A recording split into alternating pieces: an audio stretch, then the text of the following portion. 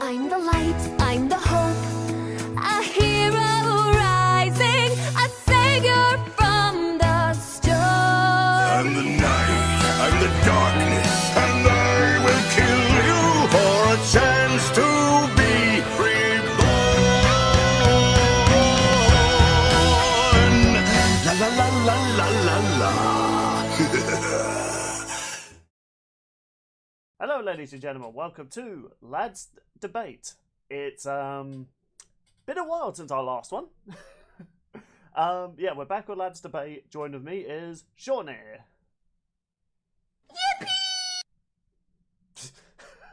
Okay. New soundboard. He's updated his soundboard, and our first guest for this Lads Debate, because hey, people want to actually do Lads Debate for certain matchups. We have Purple Demon. You know, originally I was gonna be like, it would make a lot more sense to do this matchup during June because, Pride Month. But I headcanon Dimitri as bisexual, and it's Bisexual Awareness Month right now, so it works out anyway.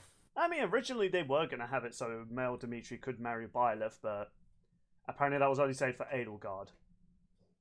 Even though Dimitri is completely first for both genders. There's like one gay marriage option in the entire game. Between males. And I don't really... Yeah. And it's, Yeah. So anyway... Man.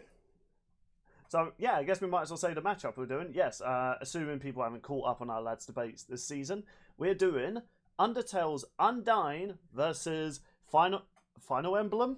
Fire Emblem's Dimitri.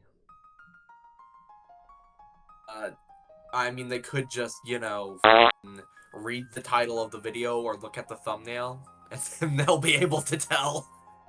Well, to be fair, they weren't expecting the bonus episode. Okay, Purple. Cause... Oh, sorry, Sean, go ahead. Well, to be fair, they weren't expecting a bonus episode because I think some people are still speculating what our next matchup is actually going to be after this bonus episode. So people might have forgotten that we're doing a bonus episode. Yeah, and also, maybe you don't know about this, Purple, because, when, despite the title and thumbnail, you still want to introduce your video. You're not just like, okay, you know what you clicked on, people, let's get into the debate. It's boring. It's boring. It might as well be called the boring I know how the YouTube works. I was making a joke. You got the whole squad laughing.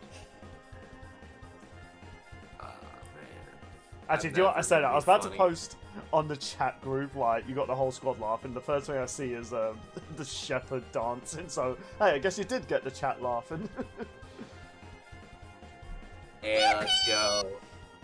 Do you know what's funny? I don't remember the last lad recorded that. All I'm seeing is the Chad, the Doomslayer on his way to kill someone, and a dancing Mass Effect. It's like, what were we talking about last time?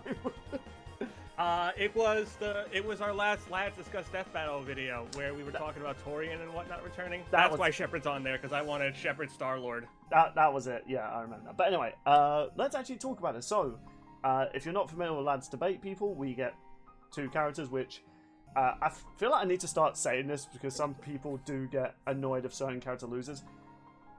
We're just trying to convince the person of our characters winning. We're not trying to be a versus show. Technically, I don't even look at Lads Debate as a versus show.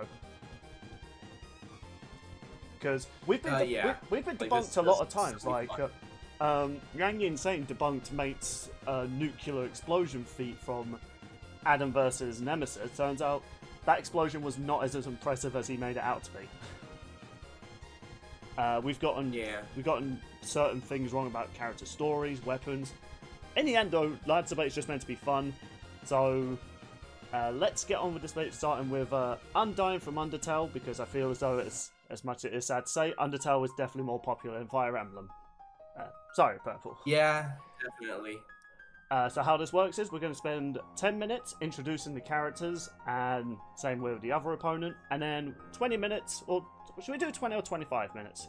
We always tend to change it up depending on our times. I'm down for doing like a 25-minute debate.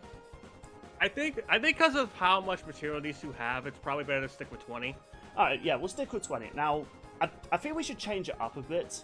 I think for the first 10 minutes, like, that could be us talking about the story, and then when we get to the debate, that's when we start bringing in feats and weaponry and stuff like that, because there's times we have to hurry up the story of the characters while also trying to big up their weapons. It's just like, we're going to bring these up in the debate, so let's just, talk about the character stories.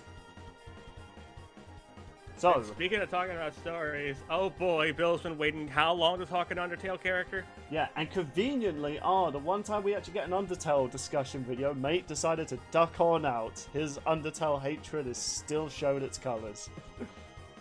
Wow. Yeah. Wow. What a fucking loser. Actually, do you know what? We've I kinda... didn't mean to say. I don't know why I said that. I'm sorry, mate. You're not sorry. Don't try and lie. Actually, that's actually been a recurring joke. Like, well, not just joke. It's something that's a big mystery from mate. We don't know why he doesn't like Undertale. Like, he said he's never played the games. He's only seen one Let's Play of it. But he has like this. He has this like this hatred for Undertale. Like, for example, we'll mention it like, oh, I would like to see Papyrus versus Sean, and he'll do like in the background, and it's always been a mystery to why he's done. He's never told anyone, or maybe he has off screen. Yeah, me and Sean just don't know what's his hatred towards Undertale. I just get that meme of, that troll that says, because this killed my father. Like, that's what I picture. Like, that's just mate. Like, oh man, I should have. Oh man, then we should have gotten Mate on here. We should have just tried harder to get Mate on here, because then I would have had a free vote. You would have had a free vote. You could say that Undertale probably gets under Mate's skin. Anyway, so, yeah, who knows? Maybe he'll reveal why he doesn't like Undertale, and who knows, when they inevitably do Sans versus Judge, I still need to play the game Judge is from, Mate's gonna have to talk about it, mate. Like, I'm so contracted you to that episode. You have to talk about it when it comes out. Great. Oh, I cannot wait for them to do Sans versus the Judge. I love that matchup so much. But anyway, we've spent like 5 minutes not talking about the actual matchup. So it's lads discuss. We rarely ever stay on topic. So yeah, I'm gonna spend 10 minutes talking about Undertale and Undyne. I'm just looking forward to actually finally talking about Undertale. Let's be real. yeah, Alrighty, Bill. I love it. Are you ready to talk about Undyne? Ow. Well, my phone's ready. That it crushed my foot. Alright. Alrighty. In 3, 2, 1, determination. Alright then. So, long ago, two races ruled over Earth, humans and monsters. And one day, war broke out between the two species. And after a long battle, humans were victorious. And they sadly sealed the monsters in what is known as the Underground with a magical spell. The only way for the monsters to be able to break their way out of this is by taking the souls of humans. Specifically, 7 souls. And then one day, the 7th soul would eventually arrive. Their name was Frisk. And I do mean there because it's actually never been confirmed if Frisk is a boy or girl. It's always kind of left into what you prefer. And on Frisk's journey, they made a bunch of friends. Toriel, who was the tutorial of the game, hardy hardy ha. They met 2 skeleton brothers, Sans and Papyrus, who were part of the Royal Guard. The Royal Guards were specifically trained to hunt down these powerful humans and bring the souls to their king, Asgore. And who was the leader of these royal knights? The one and only heroine of the people, Undyne. And yes, she is literally a pun on Undyne a fish. I mean, she's literally a fish lady, so there's a lot of puns in Undertale, and I respect it for that. Toby Fox knew what he was doing. It's a punny game. It is a very punny game. I love it. I need to replay it again at some point. So, Undyne has lived among... Now, it's kind of left into interpretation how old Undyne is. We just know as soon as Asgore's people were sealed away, he immediately started this, I plan to get humans out. And Asgore is said to be potentially over hundreds of years old. So, whether that makes Undyne 100 years old, or if she's just a new person, though she did rise through the hierarchy of the Royal Guards in a rapidly session. In fact, she's even compared to Asgore himself, who is one of the most powerful monsters, you know, minus a certain character I'll bring out later. So she's definitely an impressive force to be against, and from the looks of her armor, she might look like the most terrifying, like, warrior you'd ever meet. However, in reality, she's actually quite a nice person. At least to monsters. You know, when she dons that terrifying black armor, it's meant to be a sign of intimidation for humans. However, to the monsters, that's kind of like her superhero costume. She spends most of her time looking after children, training new would-be royal guards, and enjoys cooking. With some explosive outcomes. And amongst this, though, she would later gain word about the 6th human. Is it 6 or 7? It's been a while since I've played Undertale. I might need to look that up again. And when Undyne caught word of this human, she immediately sprung all her best guards to try and capture this human, to which, depending on which route you played, they either befriended all these monsters, giving them delicious little pats on the head or treats, or Frisk decided to murder them. And when I'm discussing Undyne, and probably with Dimitri as well, we are going to have to bring in multiverse stuff for these characters, because most of the time to get these characters at their peak, yeah, like, you're going to have to go through different routes, because Undertale has so many routes you could take, and all lead to different outcomes for Undyne. But I'm going to talk about a more nicer route for at least the introduction of this character. So, Undyne would confront Frisk on multiple occasions, either trapping Frisk in traps, attempting to kill them, and would continuously pursue them in the dark. Thanks to her armor, she's able to hide literally in the dark. You would never see her until she wants you to see her. She's basically trying to be Batman before she even knew who Batman was. When finally confronted with Frisk, Frisk was with a monster child who was a big Undyne fan. However, during their pursuit, the child nearly perished in the bridge. Until Undyne... You can tell they're nearly a child. Oh, I'm sorry. I was gonna make a joke. Continue. I'm sorry. It's fine. I paused the time when you said that. I'm pausing now. Okay, so can I make my joke anyway? Alright, it's still paused, so make the joke quickly. I need a swig of Pepsi anyway. Not sponsored. You can tell that the monster was a kid because they wear a striped shirt. Indeed, because that is the one rule of video games. If they wear a striped shirt, clearly child. Okay, continue. So, when Frisk saved this monster child, that left Undyne with some confusion. For all of her life, humans were responsible for trapping her people on the ground. Why the war broke out, we'll never know. Did humans want power? Did the monsters want power? After all, in the universe, monsters aren't as powerful as humans. And trust me, humans in Undertale are stupid powerful. So Undyne was conflicted. She did not understand this. Why did this human save the child? After all, she's defeated other humans in the past for Asgore, and we don't know what these humans were like. Maybe they were selfish, maybe they were evil, or maybe they were good and she misunderstood them. However, she was committed to her cause of freeing her people. This one human was not going to stand in her way, no matter if it was a good person or a bad person. She would continue trying to defeat Frisk, and Frisk did not want to fight. Undyne had the opportunity to kill Frisk at many opportunities, but either just stupid luck or Frisk getting smart and dodging her. It eventually led to Undyne being trapped in an area that nearly killed her, only for Frisk to save her. And again, there was a lot of confusion for Undyne. Like, for all her life, humans were seen as these literal monsters. Sorry, figurative monsters. So she was conflicted until good old Papyrus. I don't care what people say about Sans. Papyrus is the best skeleton bro. Fight me on that. Papyrus proposed for Frisk to befriend Undyne, and eventually on Frisk's journey, they actually did form a friendship. It came at the cost of her house because during a crazed cooking frenzy, she set her house on fire. However, she's now bunking with Papyrus and Sans, and along the journey, she would help Frisk eventually free all the monsters. The petals, I guess, because Flower doesn't have hands, of Flowey. And then afterwards, her and Alpheus, this little Lisa Simpson-looking monster, would eventually fall in love. Alpheus, thanks to Frisk,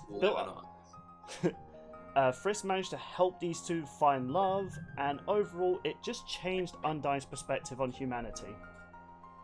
And because of this, thanks to Frisk defeating the most powerful character in Undertale, Asmir. I'm sorry, Undertale fans, I'm butcher. I can't even use. Oh, this is Japanese. I can't explain it. No, I'm just bad at reading this name. I'm sorry. After, yeah, well, I'm talking about like the god form first, then Asriel. Yeah, but after Asriel freed the monsters using all the human souls, which does kind of beg the question, like, did they need 6 souls to do this when Asriel was able to do this with this many souls? Plot holes aside, Asriel set free all the monsters, and they went on to once again live amongst humans who accepted them into their society. Undyne became a police officer. Yay, no more racism! In Undertale, no more racism. Undyne would spend her life with Alpheus and would become a police officer, at least if we're assuming like the Deltarune storyline is following the events of like Undertale. I've not played Deltarune, people, I'm sorry. Even for this Lads Debate, I didn't think to play that. And overall, Undyne managed to find her place. She took away her armor and now lives amongst monsters and humans. Unless you take the genocidal route in which you murder her. Very, very brutally. Or if you take the neutral ending and brutality. Or if you take the neutral ending and she becomes the Empress of all Underground and she swans vengeance on humanity and will destroy them all in her own genocidal rage. Understandably, I think I much prefer the pacifist route when it comes to Undyne. And now, whatever people accept is the true canon, I think there's one thing that you can say about Undyne, this undying, unyielding warrior for the monsters. She will fight for her people. No matter if it's humans or monsters, she stands for her kind, no matter the cost. And that's where I feel comfortable ending it. Alrighty, you had less than a minute. Nice job. Yeah. Right. Minor correction. Asgore did not immediately want to wage war on humans. It was after Kara and Asriel died. Yeah. Okay, fair enough. But it wasn't really that important to Undyne's story. So. Now, to be clear, he didn't want to genocidal humanity. He just wanted to break the curse so him and his people can leave. Now, whether he would have waged war or not, it's kind of left into what people think. I don't think he would have. At least that's my opinion. Well, I think it comes down to interpretation.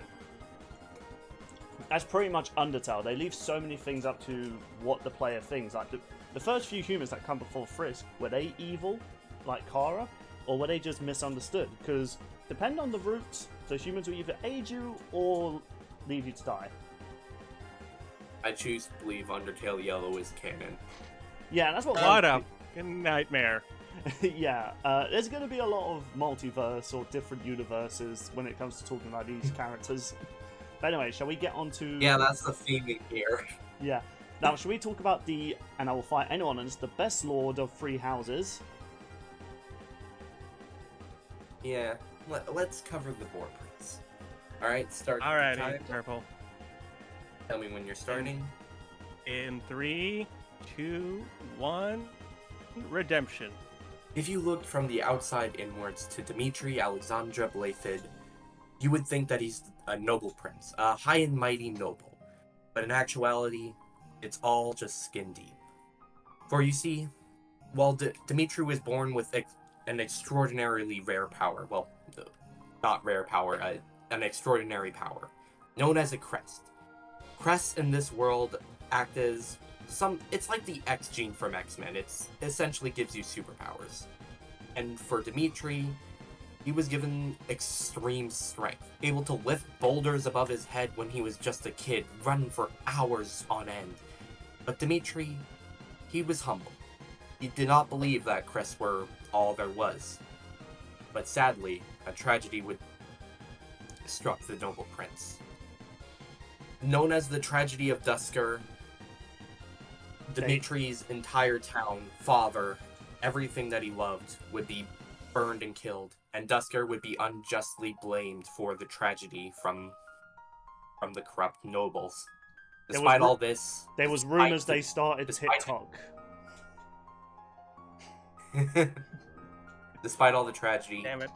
Dimitri pushed forward, and his chivalrous mask remained forefront. Eventually, through his dead dad's best bro, Rodrigue, he joined the Garrick Mach Monastery.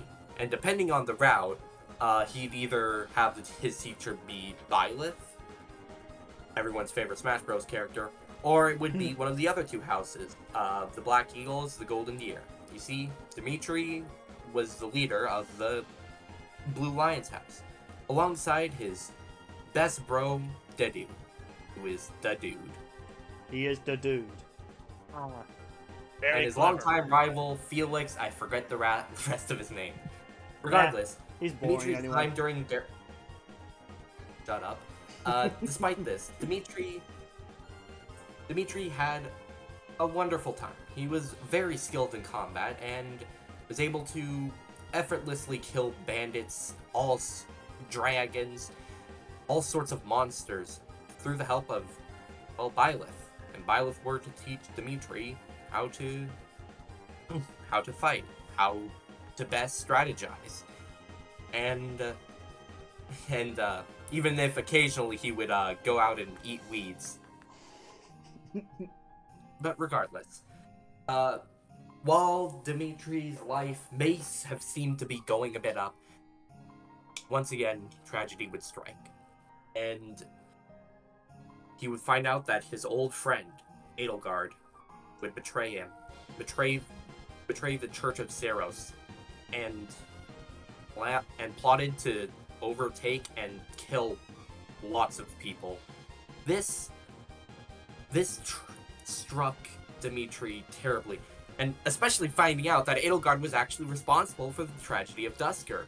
So after all that, Dimitri kinda snapped, and he started fighting against Edelgard for 5 years straight, losing an eye, gaining a legendary hero's, I forget the name of what they're called, but regardless, Right, in the Valley of Torment, we get his signature weapon, Eredfar, made of the literal bones of a god, in the hand of a god. So Nothing yeah, he says kind of Holy Warrior like a murder hobo moment.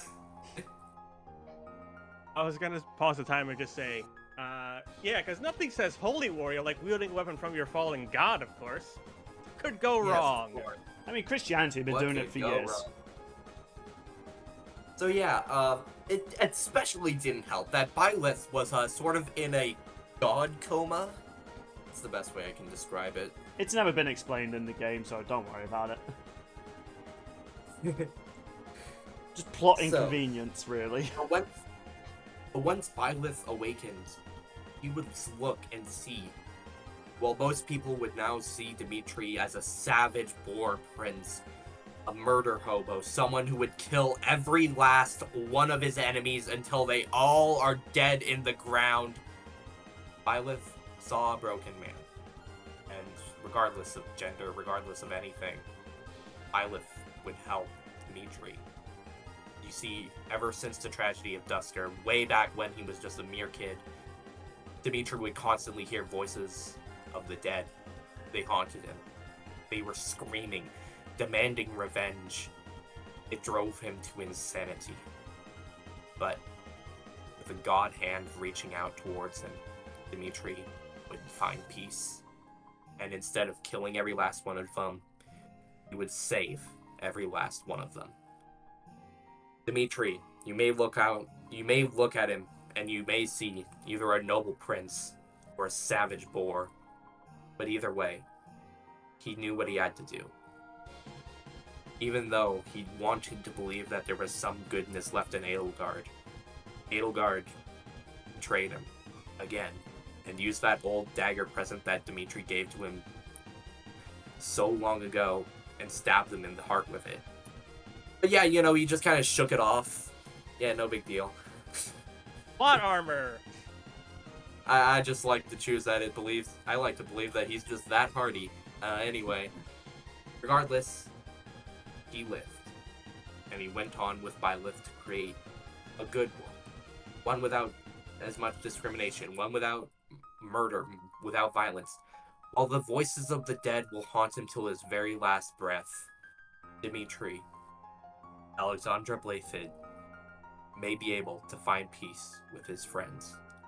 Or, if he was unlucky, if Byleth chose a separate house, then he would die a savage-born prince. I think that's a good way to end it. I just want to quickly call out Nintendo for this. Like, yeah, you can have, like, Claude live in every single story. Edelgard live in, like, one story. Why can't...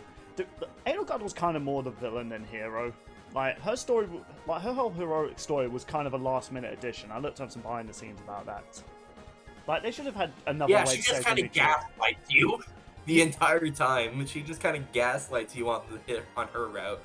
Anyway, yeah, I think I did Dimitri justice this time. Yeah, I will say you definitely did him better than the last one. This time I was actually prepared and I had a script and everything. Yeah, the thing that's kind of interesting, because you mentioned like how Edelgard tried to betray him. It's kind of left interpretation why she did that. Because if you play the Black Eagles route, she mentions how she doesn't believe in the idea of surrendering. She believes fighting for your beliefs till literally you're dead. So, I don't think it was hatred in Edelgard. I think, in my opinion, after playing each route of 3 houses, banging. Oh yeah, she just kind of believes in like, her beliefs are just, she just had her beliefs and politics. Aren't politics just a bitch? Yeah, so it's kind of interesting because she could have easily surrendered. I mean, her army was decimated, like as well as her allies. So who knows? Maybe she just didn't. She didn't want to surrender because she would just be executed by the people. Like, I don't think the people were willing to let Edelgard walk by. That someone would have killed her if Dimitri spared her. Let's be real. Yeah. So I guess now it's time to debate these two and who would win. All right, let's do this. Alrighty, 20 minutes have been set, and the stories have been told. Are we ready to see who really does have the heart of gold to carry on and win? I'm ready. How should we do this? Alright, the timer will start in 3, 2, 1. It's time for a lads debate. Right, and so the first Alright, I'm just gonna... I was going to suggest, like, the first thing we talk about is, let's be real here, their weapons, first of all, because, don't get me wrong, Dimitri's weapon is pretty good. I've used it many occasions, including the route where I killed him. R.I.P. my boy. And here's the thing.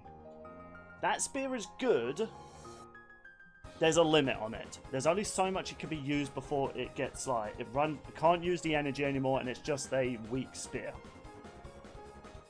The thing with that is that even if Eredfar were to break, it's not useless, he just can't use it as well. And he has several other spears available to him, so yeah, it's not like he's gonna suddenly become impotent once he exhausts Eredfar's durability. I understand that, however, he can't also use the special abilities of his said spear as well. It just becomes a regular spear at that point. Heck, a training spear is more useful than that spear at that point. Here's the thing about Undyne's spears, though. She can spawn them whenever she wants. It has literally been stated that she has an unlimited amount of these magical spears that she could just summon. She could summon like 30 at once. And the thing is, they don't dissipate or break. There's never been an instance of them breaking at all. So she could just summon these spears. But there is actually, small correction, there is actually an instance where they dissipate, and that's when you block them with the shield. Which I feel like Eredfar would be able to do that and not take durability from them. Actually, no. Here's the thing. So, obviously for the gameplay, the spears do disappear. However, in the scene when she's cooking with Frisk, every time she throws a spear, it is actually left in the area. After the whole cooking fiasco and she decided throwing more spears would help, they're still there. The difference Inconsistency. The difference there is that that's not Dimitri. That's Undyne throwing it at an inanimate object versus her throwing it at someone who can strike hard enough to kill giant dragons capable of destroying towns.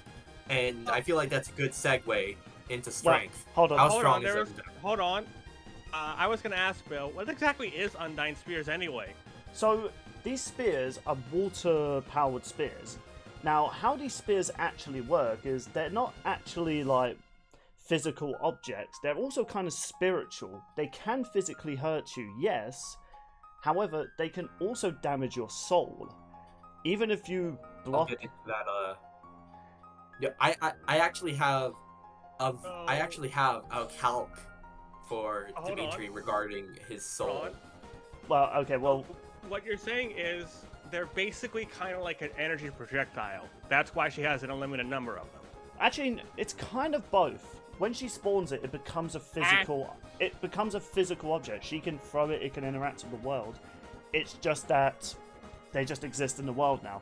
So she can spawn unlimited amount of these. And not even just in her hands. She could just spawn them around her and fire them. Or she could literally spawn them from under your feet and stab upwards.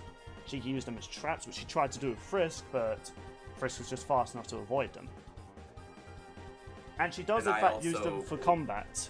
She can use them in close range, or she uses them for projectiles.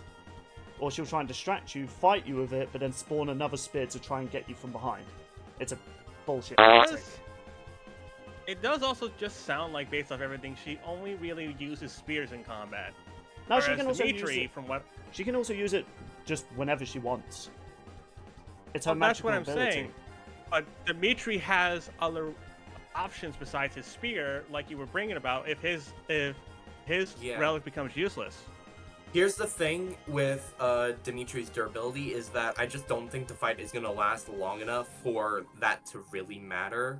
Especially since, even if it does happen, Dimitri has magic, several other weapons. Like, he's not going to be running out of options anytime soon. Especially since while Undyne definitely has a lot of versatility in how she can use her spears, the problem is that she is kind of a three-trick pony. She can throw her spears normally, she can use them, she can have the fake-out spears, and she can summon them from the ground. That's about it for how she can use Oh, that's her only in her spears. base form. That's only in her base form. Wait, this chick has transformation, doesn't she? She has the Undyne. Undyne the Undyne. I'm guessing that's a genocide exclusive form. It's actually a form she gets when she is struck a fatal blow. So if she is struck with a fatal blow... No, she doesn't. Yeah, in every single neutral route where she dies, she does not turn into her Undying form. It's only when she protects Monster Kid in the genocide route. She can so still let's say for the sake of the argument, though. Yeah, like... Well, let's say for the sake of the argument, exactly how powerful is this Undying form? For the sake of the argument. Well, I've got actually her stat numbers here. So usually, when she's just in her base form... let me just look for it. Alright, so just in her base form, her defenses is at 20, and to give I'll talk about how her durability is quite impressive, and her attack power is at 50, but when she transforms into the Undyne, it is literally increased by quadruple her defense, and her attack is doubled. Including her speed is... How different is her speed here? Her speed's actually quadrupled as well. And I'll be going into her speed when it comes to talking about base form Undyne. And here's the thing about the weapons as well, Purple. Dimitri can only, if you did not choose to give him potions and stuff like that, he can only hold up to 5 weapons. That's a Undyne, gameplay mechanic. Okay, even if you did ignore the game, there's only so much he can actually hold for a human. Whereas Undyne can just spawn these weapons unlimited amount of times. He will eventually be struck by these things, because, heck, in the Blue Lions route, a freaking farmer girl snuck up behind him and stabbed him with a dagger. A farmer. Well, to be fair, also, Undyne's also been tricked by Frisk. How many times every single canon timeline? He's not. No, she's not been So tricked by him. They both exactly. Frisk just like They dodges both exactly aren't the brightest. Okay, you want to... Okay, I feel like I should get this out of the way right now. I think Dimitri is much faster than Undyne, and would be able to... I have something for that, but go ahead. Hold on. Okay, Before we get into that, I was going to ask, since I know Dimitri has an awakened state, what does that increase for exactly? Mostly just speed and strength. It's just like a power boost. It's not really... I don't even know if it's entirely canon, but he can definitely do it. It's honestly not that big of a deal. To be fair, we did bring up the Undying form, since it's probably not canon, going off like the Deltarune anyway. But for the sake of the argument, if you would have to say like stat-wise, it's speed and strength? It should increase Dimitri's strength from his time, and this is just a random screenshot I've pulled. I put it in the chat. This is Dimitri's stats when he is level 96, and he should be able to increase it with the awakened state. Pretty much all of them. Okay. Ah, interesting, because I won't say anything until we actually get to it. So yeah. Yeah, I just wanted to talk about that since we talked about that. Continue your argument beforehand. I just want to say this. So, in Fire Emblem Three Houses, every single magic ability is avoidable. You can dodge pretty much any of them, which includes meteors from outer space, lightning, and most importantly for my argument, if I will be able to send the thing. Sorry, it's a little bit low quality. This is the best quality I could find. Actual beams of light. Dimitri can avoid that. I just don't have the screenshot for it. He can avoid it, though. What exactly is that, though? Like, as I don't play Fire Emblem, and I don't know... Okay, so it's like an actual concentrated beam. Gotcha. I thought it was just like a spell from that strikes with sunlight. Well, here's actually... And before anyone brings it up, yes, I know, like, one of the light feeds isn't actually light. This one is light, and with the way that the animation goes, Dimitri dodges it after it is fired, so Lightspeed Dimitri is consistent, and I don't think there's anything in Undertale that would give Undyne the speed advantage. So, while yes, Undyne has a lot of spears, she wouldn't actually be able to hit Dimitri at all. She would, and here's the thing as well, she's potentially Lightspeed as well. She's stated to be one of the most powerful monsters just under Asgore, and guess who's stated to be the weakest? Minus the monster kid, of course. Sans. And guess what? He has lasers, and he can fire a multitude of these. Just because, counterpoint, just because he can fire lasers doesn't mean that he's capable of dodging them. And with the way that the animations go, here's the thing, though. It seems a lot more like... Okay, just go on, Bill. Papyrus is stated to be stronger than Sans, and Undyne and Papyrus are considered equal when it comes to training. And she's even sparred with Asgore, who's one of the most powerful monsters, minus Flowey and his god form. Actually, no. Papyrus and Undyne are not on a similar level. Papyrus is way weaker. And I just want to say this, just because Undyne's the most powerful does not make her the fastest. However, how is it the weakest monster that can fire lasers? And here's the thing, she regularly fights Frisk on the journey. And Frisk is able to keep up with her, and she's able to keep up with Frisk. So by going like by versus debate and logic, she should be like comparable to Lightspeed characters. Okay, this is Frisk can't dodge the actual lasers fired by the Gaster Blasters. They can only dodge it after when like it's telegraphed, and you can't actually avoid it if you were to just stand in the way and jump as soon as it fires. You still can dodge them. What do you mean it's not possible? Frisk managed to do it, or Karo, depending on to do the genocidal route. And here's the thing, they can dodge them based on the aiming.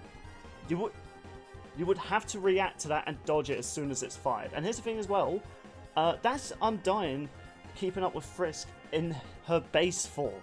In her Undyne form, her stats. Funny you showed these stats for Dimitri. Undyne, when she goes into Undyne form, has 99 plus, so even more, but the game can't register it, strength, speed, and defense. So, going by... I don't think it aimed that far that. This is 96. You're comparing a not peak Dimitri to a peak Undyne. So, one thing I want to get out of the way, though, because it sounds like both have dodged various things throughout their entire journey.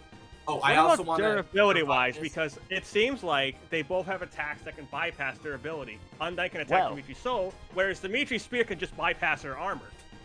Yes, Atrocity. Thank you, my goat. Atrocity. You are so epic and awesome. Here's the thing, though. Dimitri's soul durability is so much higher than even Frisk's. Okay, I will debate that. The calc, because this calc is insane. I spent so long doing it. Drop it for us. One thing. Hold on. Okay, so Dimitri was killing his enemies for 5 years. There are 365 days in a year. Dimitri fought for 5 years with little rest. Bare minimum, he killed at least one person a day. Let's add one to the account for a leap year, making it 1,826 people that he killed in that time frame. In Undertale, it is explicitly stated that humans have more powerful souls than monsters, meaning it's reasonable to assume that they would grant more execution points than monsters. The highest amount of XP you can get through killing a monster is Metaton, who grants 50,000 XP upon death. Let's say the humans Dimitri were killing gave the exact amount. This is a lot lower, but let's just say that... Okay, we might need to hurry up, because we only got 6 minutes for me to make a counter-argument. Oh god. So, honestly, we should probably just bump it up to 25 minutes, actually, because there's a lot to cover. So, how much XP would Dimitri have? Using simple math, he would have... hold on, I'm just gonna type this out, because, I can't, Pronounce the number? I can't pronounce the number, it's that amount. Okay. Now, let's take 50,000 XP from level 1 to level 19, and 99999 XP to go from 20 and beyond. I'm not taking into account kills from outside the 5-year time gap, and really, he's killed more than one person a day, so this is definitely being lowballed. Let's say every level past 50,000 requires 59 XP. Taking into account, this means that Dimitri's level would be 914, rounding up from 913.5. So why does this matter? Well, in Undertale, every monster's attacks are tied to someone's soul, and their soul affecting magic ignoring someone's level would be hold on, I'm just Sean, you might as well just pause the timer. I'll pause the timer real quick. Okay, sorry, I just need to catch my breath, because oh my god, why just did I type so much feet. information? Just say the feet. Okay, so Dimitri's soul level at bare minimum would be 3,000. The amount of HP his soul would have is 3,676 health points. There. Okay then, well here's going to be my counter argument when I talk about the spears and as well as the foes that Dimitri Undyne fights. Sean, you can resume the time now. I think we added an extra 5 minutes just because there's a lot to talk about. Alright, let me change it from 4:34 to 9:34 then. Okay then. That calc took me 5 hours to do. Okay then. Alright, Not 5 hours. Phil, are you ready? Yes, I'm ready. Okay, here's the thing. There's something 3, 2, 1, resume. There's actually something Undyne has that could actually make Dimitri's speed invalid. She has this ability. I know what you're talking about. Yes, she has this magical ability called Debinding. And no, she doesn't have to hit you with it, it can just happen. She can hit you with Binding, which literally binds you to a spot. And you would have to pretty much, all you could do is just deflect the spears. But here's the thing that's interesting, because, okay, what does this matter? Can't Dimitri block that? Let me finish, I'll let you finish doing your like 5-minute ramble. You know what? Fair enough. Now, why is that impressive? Like, couldn't Dimitri just simply deflect all the spears like Frisk? Do you want to know how powerful Frisk is? Frisk defeated Flowey not just once, I mean, depending on which route you take, but let's say for the sake of the argument, let's do like a neutral route. This is what Frisk fought. This thing is Flowey after absorbing 6 of the souls. Now, to keep in mind, Frisk at this point has, let's say if this is completely neutral but you still didn't kill any monsters, this is Frisk at level 1. This creature was able of distorting and manipulating reality. And Frisk kicked its ass. It has all the powers of the humans that came before it, and again it could shoot lasers. This is something that Undyne was... Like, Frisk was able to fight this, and Undyne was able to fight Frisk. And here's the thing that's interesting. The creator does say, depending on what happens to Frisk, many things can be considered canon, including some areas where Frisk gets killed by Undyne. Now, Frisk has this thing where, because of their determination, their last save point can bring them back to a certain time period. This creature can manipulate time and, you know, depending on if you want to get the pacifist route, could be nice enough to send you back to points that you messed up on. However, this is like not even the most powerful Flowey form, because after Flowey absorbed all the monsters, there's a brief moment where Undyne's able to fight against this reality warper and defend Frisk for a short time using her spears. So literally this creature that has the souls of the monsters and humans and could literally wipe out the entire universe, which Azrael was saying he was gonna do. Frisk was able to fight in this creature, and Undyne was powerful enough, even if it was just briefly, to overpower just to protect Frisk and give him like determination to keep on fighting. So Frisk is powerful. You're removing a lot of. I'm trying to bring up a lot of things because Undertale has a lot of stories, and we only have a short amount of time. Purple. I have such a short way of debunking this. Well, not debunk. I don't really like to use that word, but you know what? Just go on. Yeah, Frisk is that powerful that they can fight against these reality warping gods. And in terms of durability, it's never specified what is strong enough to kill Undyne, because you don't spend that much time with her. But one, she could shatter concrete with just a few punches and literally push up by a car, like with little effort. Hold on, let's see if Discord has... it doesn't have the GIF, that's sad. Alright. But yes, so she's strong enough to lift a car with little ease and just do push-ups with it for an unlimited amount of time, it seems. I'm sure there is a limit, but obviously, sprite-wise, they had to loop it just, you know, budget. Alright. And Frisk Can I make my counter-argument now? Sure, go ahead. What? How are you going to debunk that? Because Frisk is pretty overpowered. You're removing so much context from it. Okay, first off, Frisk did not quote-unquote kick Flowey's ass. That took the combined power of all of the human souls to nerf Flowey so that their defense was 0. And regarding the Azrael thing, Frisk is also not even strong enough to attack Azrael and do any damage. Frisk literally tanked a beam of energy and was still alive. It was literally attacking his soul and he resisted.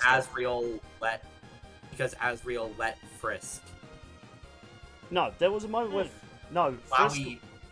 All of the feats that you can bring up can just be simply countered by Flowey just let Frisk survive it. No, because he didn't. Frisk was trying to kill. No, Frisk was. And also, you're comparing an endgame Frisk to Frisk at the time of fighting Undyne. No, and this is Frisk at level 1. Like, taken... And again, if you fight Undyne during the genocidal route, you're like level 13 at this point. Your stats are increased, you have stronger defense. And Undyne's capable of transforming into Undyne and carry on fighting. It's got an impact gameplay-wise and even story-wise. Undyne's one of the strongest monsters in the genocide route, minus like Sans, but obviously for gameplay reasons, like he's difficult. But feats-wise, Sans can be killed with like a single blow.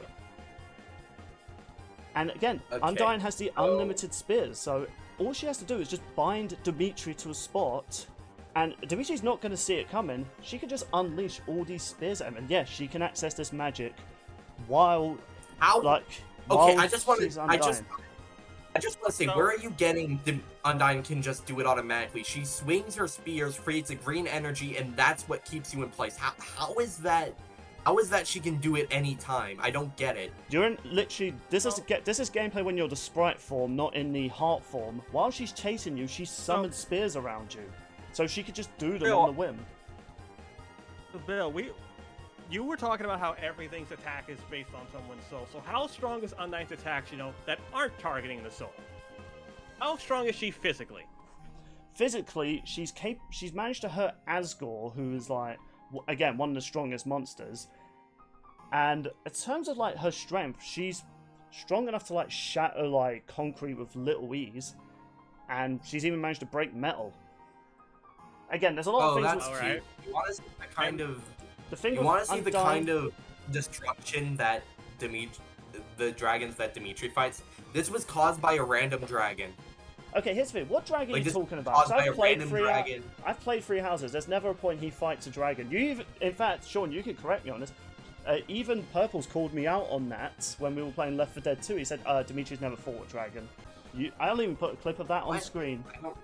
Yeah. Oh, hold on. I was being fucking stupid. He has fought dragons before. Well, not dragons, monsters. Yeah, I've played 3 houses. Uh, There's no dragons he fights. I can confirm that. Okay, yeah, you know what? Yeah, I was just being stupid, but this was still caused by something that Dimitri fought. Well, here's an interesting thing, though. Dimitri always needs help taking these. In fact, the game also says it requires teamwork to bring these monsters down. That's in the tutorial. That doesn't mean that. But your argument had the souls were the ones. Oh my god. That was like they give Frisk health. However, in fact, many speedrunners have done this. You can give Frisk health and they reduce Flowey's HP or not HP defense to 0. And even then, Flowey still survived. Frisk is fighting a monster that could destroy reality and the universe. I will pause the timer real quick. We have less than 2 minutes to go. I will let you guys each take some time to make a. I will let you guys each have some time to make a final argument since we are about to wrap up. Because all this can be. Yeah, okay, sure. This can literally be ended by just Undyne, just locking Dimitri in place, spawning infinite spears, and just striking him, and they will damage his soul. Regardless of the. I'm gonna resume the. Oh, sorry, I thought you were already resuming time. No, I'm gonna resume the timer, and we'll start with Undyne's final case in 3, 2, 1. Go ahead, Bill. Yeah, all Undyne needs to do is just lock Dimitri in place with the bond and just strike Dimitri with all these spears. In base form, she can do unlimited amount of these. There's no limit to it. Dimitri's weapons have a limit. It's a gameplay thing, but also story-wise, Dimitri can hit you strong enough that he can shatter his sword. I mean, any character can, to be fair.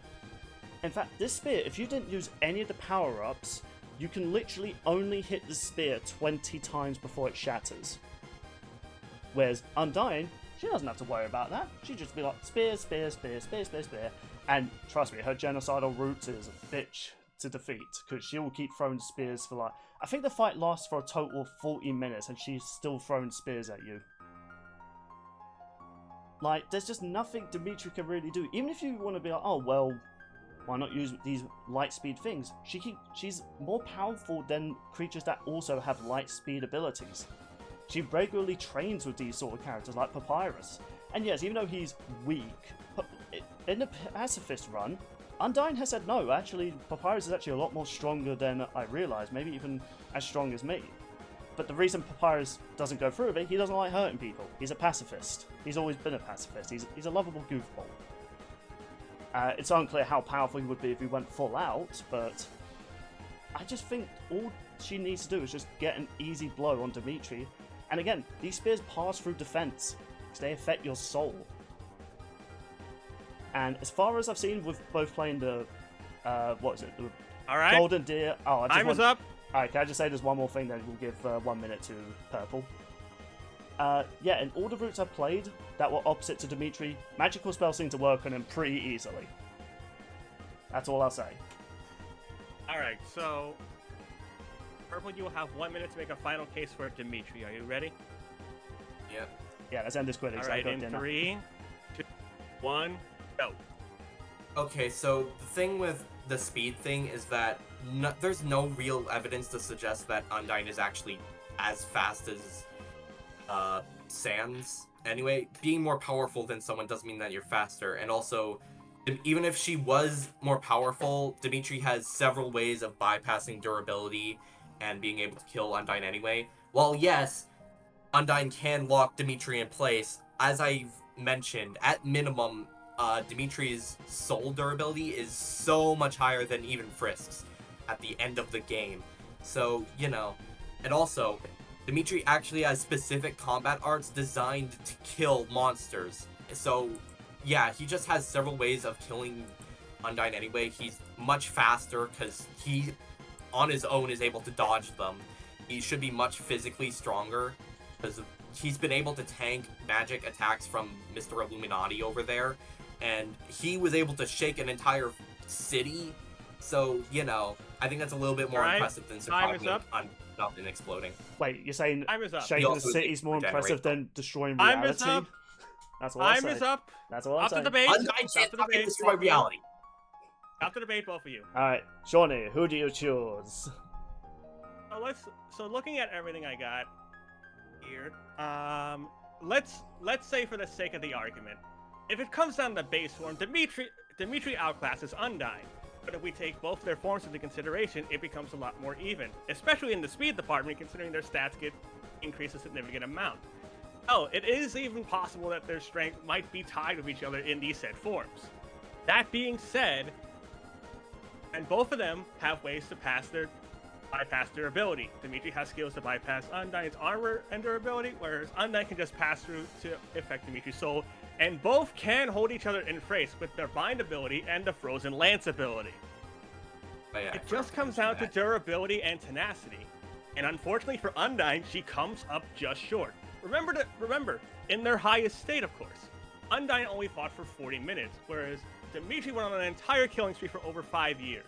So thanks to his durability and just ruthless tenacity, the winner of this last debate is Dimitri Alexander Blythehead. Hey, I'm cool with that. Hey, I'm cool with that. I like Dimitri. It is close. That was just the one thing that kind of screwed you over, Bill, was that whole... that was poor wording. That was poor wording, actually, because what I mean is her boss fight lasts 4 minutes, and then...